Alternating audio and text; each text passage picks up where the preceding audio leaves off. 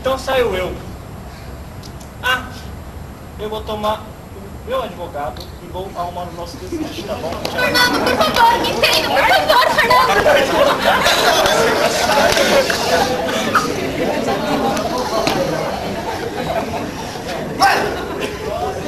Precisamos tomar uma decisão urgente a respeito do seu irmão. Decisão, Fernando, mas que decisão? É muito simples. Pensei para que ele se mude daqui. Afinal, ele não é mais nenhuma criança que não possa entender. Mas, Fernando, meu amor, ele está desempregado. O que o coitadinho poderá fazer? O quê? Coitadinho?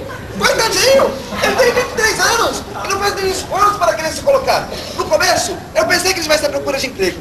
Mas agora, eu já descobri tudo. Ele não quer saber de mais nada. Mas, meu amor, que culpa ele tem? Ele sai todos os dias de manhã à procura de emprego. Só que a situação tá difícil, né? Sim, meu bem. Ele realmente sai todos os dias. Mas não à procura de emprego. Ele vai atrás de garotas. E ainda por isso, você dá o dinheiro a ele. O meu dinheiro! Mas o que você quer? Eu fico trabalhando aqui o dia inteiro. Ele precisa se locomover e o trânsito é apertado.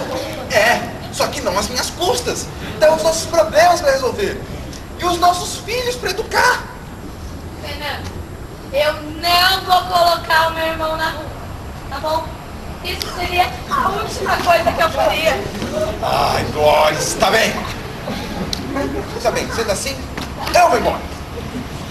Ah, mas você pode cuidar desse preguiçoso do seu irmão, que eu vou contratar um bom advogado para cuidar do nosso desquite agora! Não,